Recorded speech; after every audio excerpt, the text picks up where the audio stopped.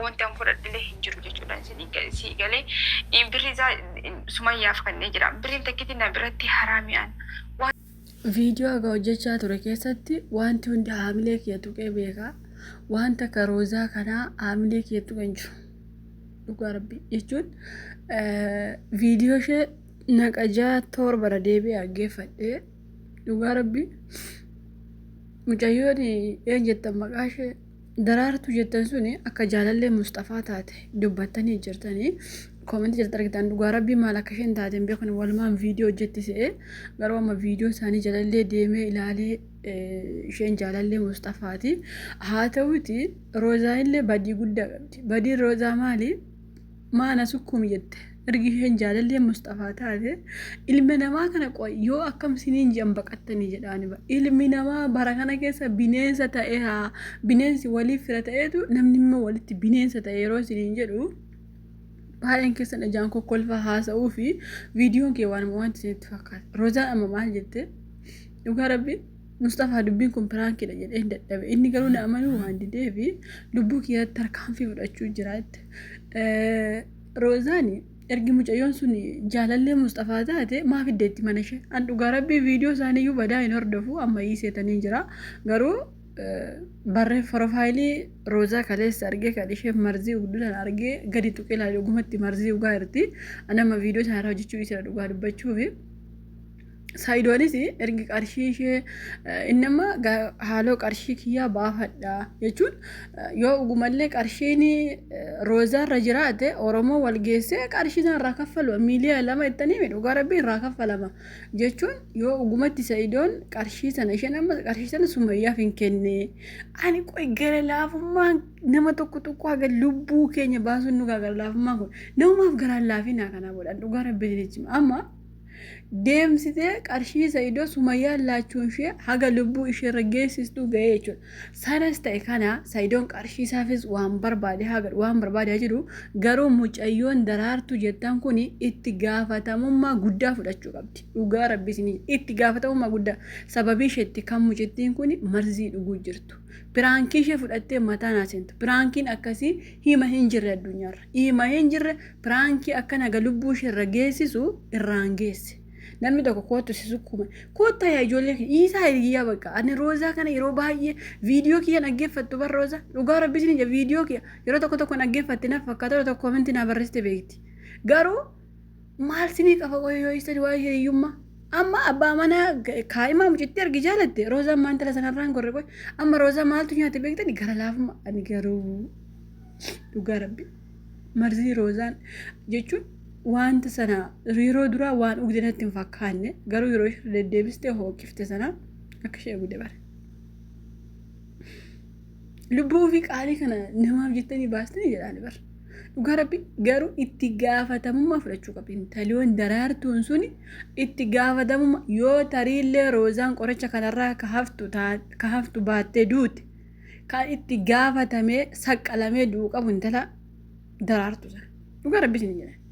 Intalli daraartuun sun itti gaafatamummaa fudhachuu qabdi. Bakka piraankii ishee fudhattee qilleena roozaarra nuunja aan daraartuu isheeyyuu kaleessa arge himaayyuun beeku dhugaa rabbii.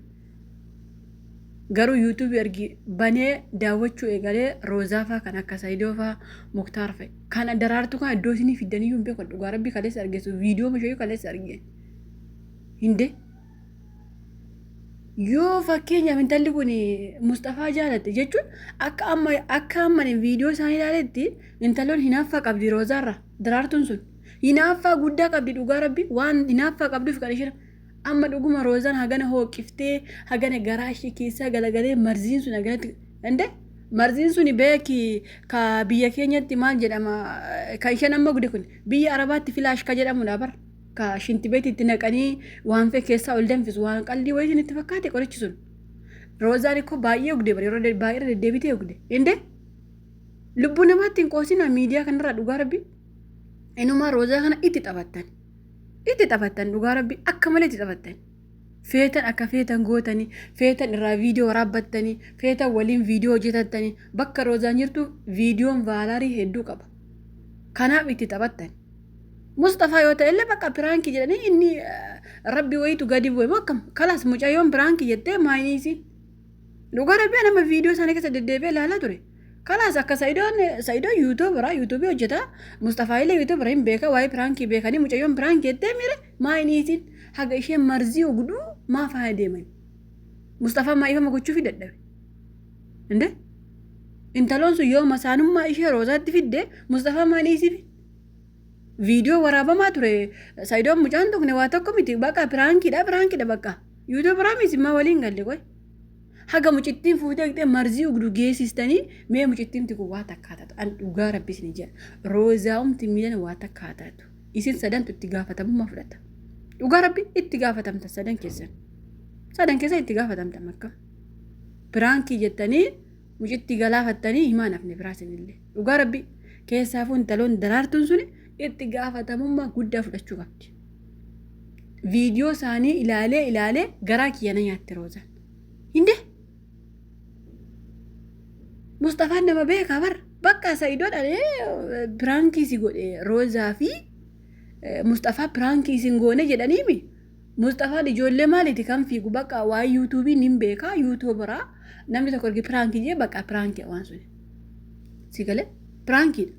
Piraankii jettee jedhaniimi Sa'idoof intaloon daraartu sun Mustafaan maaniisiifin intaloon masaanummaa ishee kana goote roozaaf garuun galle salgii kiyya na sukkuumi as kiyya na sukkuumi. Namni takka akkamitti jaalallee wal lama ta'ee akkamitti duuda kiyya na sukkuumi jedha rooza. Ani qoy roozaan kun yoom diina ofii baratti jedhaani bar. Diina kee namummaa diinaa firallee addan baafannee hin beekne roozaan kuni koomentii jalatti roobaa irraftan rooza. Roozaan nama lubbuuf iyyuu eeggachuu hin beekne yaa obboleeyyan kiyya. Yoo badii roozaa agartan lammaffaa amaana rabbisee taatu hin tuqina roozaa. Akkuma feete haa jiraattu. Maaliif lubbuu ofii masaanuu ofii hin beektu bar. Nama lubbuu ishee baasuu ofillee hin beektu bar. Nama akkasitti maa aartan qoy. Dhugaa rabbi. Ani ko roozaan kun garaan miidiyaa kanarra namni garaana nyaatu roozaa kan hin beeku.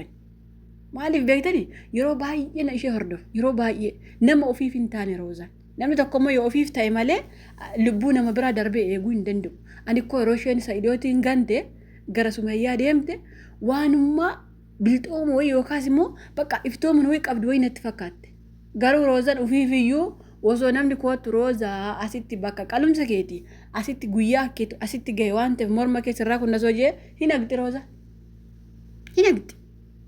Maan namni akkasii nama akkasii akkamiin qeeqxan qo'isinu. Nama akkasii qeeqamuu qaba.